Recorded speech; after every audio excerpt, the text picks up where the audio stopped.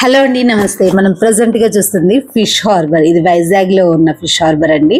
దీని లొకేషన్ ఎలా అంటే ఆర్కే బీచ్ ఉంటుంది కదా, ఆర్కే బీచ్ దగ్గర నుంచి డౌన్గా వస్తూ ఉండాలి. వస్తే ఫస్ట్ చిల్డ్రన్స్ పార్క్ వస్తుంది, దాని వెంటనే మనకు ఈ ఫిష్ హార్బర్ ఉంటుంది. ఫిష్ హంటింగ్ వెళ్ళాల్సిన పడవలన్నీ కూడా ఇక్కడనే యాంకర్ అయి ఉన్నాయండి. కొన్నేమో వెళ్ళడానికి రెడీ అవుతున్నాయి, ఇంకొన్నేమో వెళ్ళి వచ్చాయి. 15 to 20 days టైం పడుతుందట అండి హంటింగ్ చేసుకొని రావడానికి. ఈ ఫిష్ హార్బర్ 1976లో ఎస్టాబ్లిష్ చేశారటండి. తర్వాత చాలా మోడిఫికేషన్స్ అయ్యాయి, అదేవిధంగా చాలా ఇన్ఫ్రాస్ట్రక్చర్ కూడా డెవలప్ చేశారు. దానివల్ల ఇది ఈస్ట్ కోస్ట్ ఆఫ్ ఇండియాలోనే ద లార్జెస్ట్ ఫిష్ హార్బర్గా ఎదిగింది. చిన్న పడవలు ఓన్లీ 1 dayలో వెళ్ళేసి వస్తాయండి, కానీ పెద్దవి మాత్రము 15 to 20 days అన్నాం కదా, దానివల్ల వాళ్ళకు 15 to 20 daysకి సరిపడా డీజిల్ కూడా తీసుకెళ్ళాలి.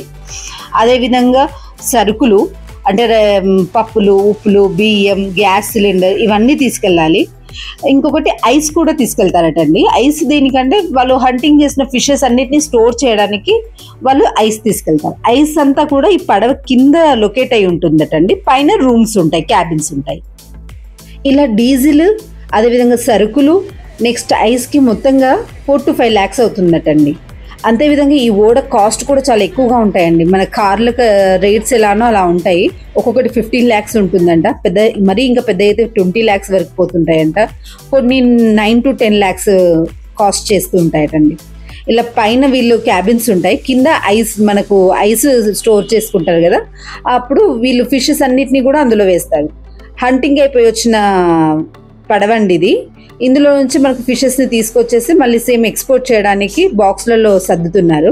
కింద ఐస్ వేసారు, మళ్ళీ ఫిషెస్ వేసి మళ్ళీ పైన ఐస్ వేసి ఫ్యాక్టరీకి పంపిస్తారు. అక్కడ నుంచి వీళ్ళు ఎక్స్పోర్ట్ చేస్తుంటారు. ఎక్స్పోర్ట్ ఎక్కువగా China, south east Asia, middle eastern కంట్రీస్కి, అదేవిధంగా సౌత్ కొరియా, తైవాన్, ఆస్ట్రేలియా, కెనడాకి ఎక్కువగా వెళ్తుంటాయటండి. ఎక్స్పోర్టే కాదండి, కొన్ని లోకల్ మార్కెట్లో కూడా సెల్ చేస్తూ ఉంటారు. కొన్ని ఫిషెస్ మనము తినము కాబట్టి అవి కంపల్సరీగా ఎక్స్పోర్ట్ అవుతూ ఉంటాయి. లోకల్ మార్కెట్ పక్కనే ఉంటుందండి, ఆ ఎదురుగానే లోకల్ మార్కెట్లో ఉంటాయండి. ఇవి మనం చూసినట్లయితే ఎండు చేపలు. ఎండు చేపల్ని కూడా అంటే చిన్న చిన్న చేపలన్నింటినీ కూడా ఎండబెట్టేసి ఇలా కుప్పల్లాగా ఒకటేసారి వేలం వేసినట్టుగా పాట పాడి అమ్మేస్తుంటారు. ఇదంతా కుప్పకి 400, 1000, 800 వెరైటీని బట్టి వీళ్ళు సెల్ చేస్తుంటారండి. ఇవన్నీ చూడండి ఎంత పెద్ద పెద్ద కుప్ప. ఇవి కొంచెం చిన్నవే అండి, ఇంకా పెద్ద కుప్పలు కూడా చూసాము. పండు గొప్పలు కూడా డ్రై చేసి పెట్టినవి కూడా ఉన్నాయి, అవి కూడా నేను ఒక క్లిప్ పెడతాను ఇక్కడ. ఇదిగోండి ఇవే పండు గప్పలు, సీ బాస్. వీటిని డ్రై చేసి పెట్టారు. ఒక్కొక్కటి ఎంత పెద్దగా ఉన్నాయో చూసారా, చాలా వెయిట్ కూడా ఉన్నాయి. ఇవి వంజరం చేపలండి, సీర్ ఫిషెస్ అని కూడా అంటారు. అదిగోండి ఎండ్రికాయలు, ఇవి స్క్విడ్స్ అంటారు. ఇవి వచ్చేసి మనకు ప్రాన్స్, టైగర్ ప్రాన్స్ ఉన్నాయి ఎంతకు ముందు పెద్ద. ఇవి చిన్న ప్రాన్స్ అండి. ఇవి మనకు చండువాళ్ళు, లాబ్స్టర్స్, ట్యూనాలు కూడా చూసాము. సీర్ ఫిషెస్ ఎక్కువగా ఉన్నాయండి ఇక్కడ. అదేవిధంగా బంగుడీలట, అంటే దాన్ని మ్యాక్రీల్ అని అంటారు ఇంగ్లీష్లో, బంగుడీలని ఇక్కడ లోకల్ లాంగ్వేజ్లో అంటారు. ఆ ఫిషెస్ కూడా వైట్ అండి. చాలా డిఫరెంట్ వెరైటీస్ ఆఫ్ ఫిషెస్, అంటే మనము ఇక్కడెక్కడ తెలంగాణలో చూడము ఈ ఫిషెస్ అన్ని సీవి.